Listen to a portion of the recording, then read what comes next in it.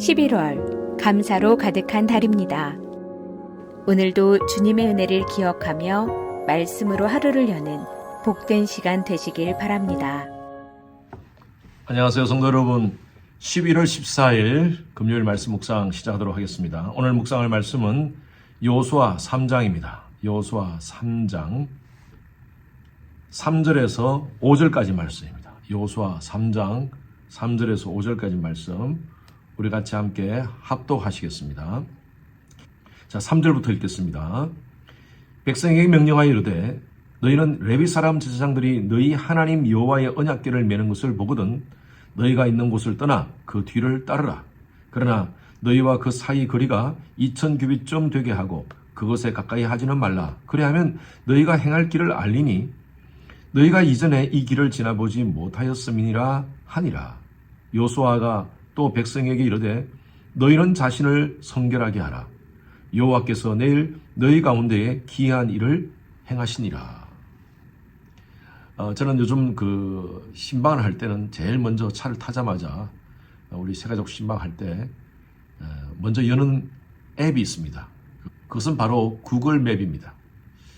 얼마나 잘 되어 있는지, 내비게이션 기능이 잘 되어 있는지 제가 딱 주소를 치면 가장 빠르게 좋은 길로 안내를 해줍니다. 트래픽이 있으면 트래픽을 계산을 해서 그렇게 저한테 몇 시에 도착한다, 몇 시 몇 분에 도착한다, 거의 정확하게 알려줍니다. 얼마나 편리한지 모릅니다. 그래서 저는 요즘에 제가 아무리 아는 길이라도 그냥 구글 맵을 켜고 또 그것이 알려주는 대로 따라갑니다. 우리 인생도 마찬가지입니다. 여러분의 인생에 수많은 길들이 있습니다. 하루하루 우리는 여러 길들을 선택하며 길을 가게 됩니다. 내가 판단하고 내가 생각한 대로 갔는데 잘못된 길을 갈 때도 있습니다. 그래서 우리는요, 우리 삶에 길의 인도자가 필요합니다. 우리의 길의 인도자는 누구신가요? 예, 그렇습니다. 하나님이십니다. 하나님 우리에게 주신 성경을 통하여 우리는 하나님의 인도하심을 알 수 있습니다. 이번 주에 계속 라합에 대한 말씀을 우리가 묵상을 했습니다.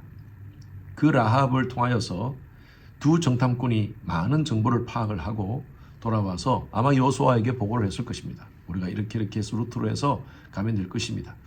그런데 첫 번째 그 여리고성을 들어가기 위해서, 가나안 땅에 들어가기 위해서 해야 될 일이 뭐냐면 요단강을 건너는 일이었습니다.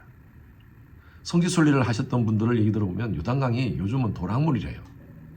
그런데 북쪽에 있는 헐몬산에서 겨우 내내 얼었던 그 눈들이 녹아서 봄철에 내려오면 요단강 물이 범람할 때도 있다고 합니다. 여호수아와 이스라엘 백성들이 요단강을 건너려고 할 때 이 시기가 아마 봄철이었던 것 같습니다. 그래서 한 200만 명의 사람들이 요단강을 건넌다는 것이 쉽지가 않았습니다. 1절 말씀 보십시오. 여호수아가 아침에 일찍 일어나서 그 모든 이스라엘 자손들과 더불어 시딤에서 떠나 요단에 이르러 건너가기 전에 거기서 유숙하더라라고 표현되어 있습니다. 제가 지금 매일 말씀 묵상을 하시는 분들에게는 지도를 잠깐 보여드리도록 할게요.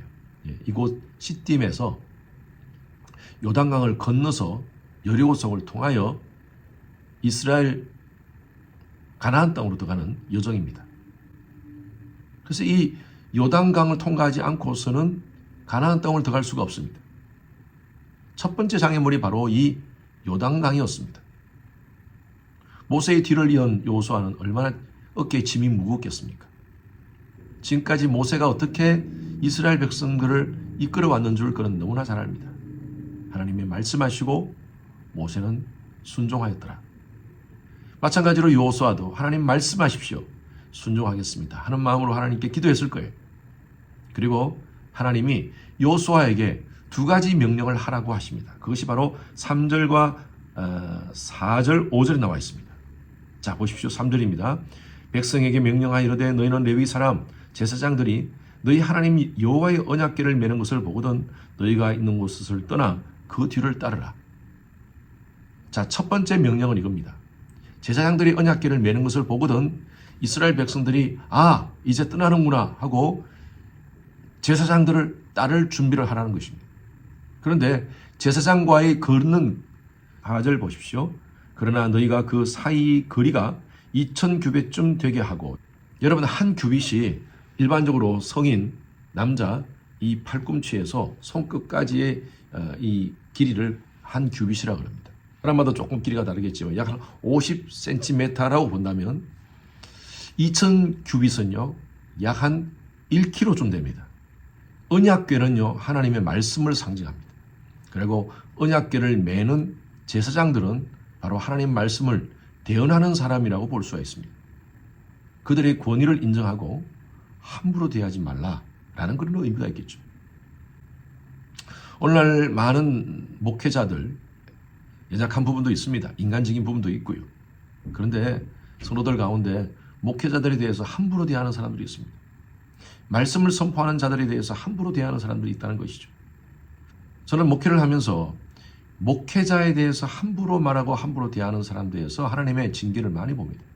이건 제가 여러분들에게 겁주는 것이 아니라 저는 어릴 때부터 신앙생활을 하면서 목회자들에 대해서 함부로 그 권위에 반항하고 공격하는 사람들을 제가 봤습니다. 저는 장로의 아들입니다.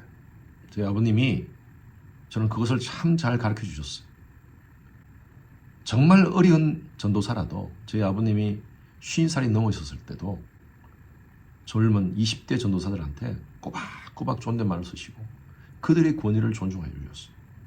저는 그것을 보고 어릴 때부터 자랐습니다. 제가 집사 시절에도 저보다 한참 어린 전도사님들에게도 제가 존대하였습니다. 그리고 항상 제가 자주 밥을 사드렸습니다. 지금은 제가 목회자가 되었지만 저는 같은 목회자들을 만나도 그분들을 존중합니다. 그리고 깍듯이 예의를 지킵니다. 어제도 한 분의 목사님이 멀리서 오셔서 연락을 주셨어요. 여러분 아시다시피 제가 주일 설교를 목요일날 하지 않습니까? 그럼에도 불구하고 그 목사님이 연로하신 목사님이 사모님과 오셨다길래 제가 나가서 식사 대접을 해드렸습니다. 하나님 말씀을 대언하는 목회자들을 잘 대우해 주시기 바랍니다. 우리 성도님들은 너무너무 잘하고 계십니다. 저뿐만 아니라 우리 모든 부교육자들에게 잘 해주시고 있어서 너무 감사합니다. 그런 자들에게 하나님이 복을 주십니다. 이스라엘 백성들에게 두 번째로 명령한 것은 뭐냐면요. 5절 말씀 보십시오. 여호수아가 또 백성에게 이르되 너희는 자신을 성결하게 하라. 하나님 앞에서 성결하게 하라는 것입니다. 그렇게 하면 어떻게 된다는 거예요? 여호와께서 내일 너희 가운데 기이한 일을 행하시리라. 이게 무슨 말씀입니까? 무슨 기이한 일이겠어요? 지금 이스라엘 백성들이 어떤 문제에 봉착되어 있습니까? 요단강이라는 큰 그 강을 건너야 됩니다. 이스라엘 백성들은 여호수아의 디렉션을 따라서 그대로 순종하게 됩니다. 자, 여러분 한번 보십시오. 궤를 맨 제사장들이 발을 딛자마자, 요단강에 발을 딛자마자 강물이 저 위에서부터 멈춰버립니다. 그리고 그 궤를 맨 제사장들이 요단강 중간에 서게 됩니다. 백성들이 지나갑니다. 저는 이런 생각을 해봤어요. 백성들이 지나가면서 그 제사장들에게 뭐라고 했을까요? 저 위에서부터 마른 강물을 바라보면서 와우 하나님이 하셨구나. 와우 하나님이 하셨구나. 백성들이 다 지나갈 때까지 그 궤를 맨 제사장들은 그곳에 요단강 중간에 서 있습니다. 너무 아름다운 멋진 장면 아닙니까? 2000년 전에 있었던 이 사건이, 이런 기적적인 사건이 오늘날 우리를, 이 시대를 살아가는 우리에게 어떤 의미가 있습니까? 하나님 우리에게 분명한 교훈을 주십니다. 여러분 삶 가운데 지금 막혀있는 요단강물이 있습니까? 자신을 정결하게 하고 말씀을 전하는 목회자의 말씀을 잘 듣고 순종함으로 나아갈 때 그 요단강물은 말라버릴 것입니다. 여러분들이 가지고 있는 그 모든 문제, 아픔, 상처, 또 육신의 질병, 하나님께서 기적적으로 마르게 해주실 줄로 믿습니다. 우린 그 하나님을 신뢰합니다. 우리 삶 가운데 기적을 상식화시킬 하나님의 역사를 바라보며 살아가는 그런 하루가 되시기를 주님의 이름으로 축원합니다. 하나님 감사합니다. 오늘도 말씀을 통하여 하나님의 음성 듣습니다. 우리의 삶 가운데 많은 어려움들, 요단강의 문제들, 하나님 말씀 붙잡고 우리 자신을 정결하게 하며 말씀대로 순종할 때 마르게 되는 놀라운 역사가 우리의 삶 가운데서도 일어나게 하여 주시옵소서. 감사드리며 살아계신 예수 그리스도 이름으로 기도드렸습니다. 금요일은 예배를 위해서 기도하는 시간입니다. 저희의 설교를 위해서 기도해 주시기 바랍니다. 은혜와 능력을 더해서 말씀을 준비할 때나 말씀을 선포할 때 놀라운 성령의 역사를 경험하는 그런 시간 될 수 있도록 기도 부탁드립니다. 두 번째로 교육부 청년 EM 모든 설교자가 성령의 지혜로 복음적인 메시지를 선포할 수 있도록 기도 바랍니다.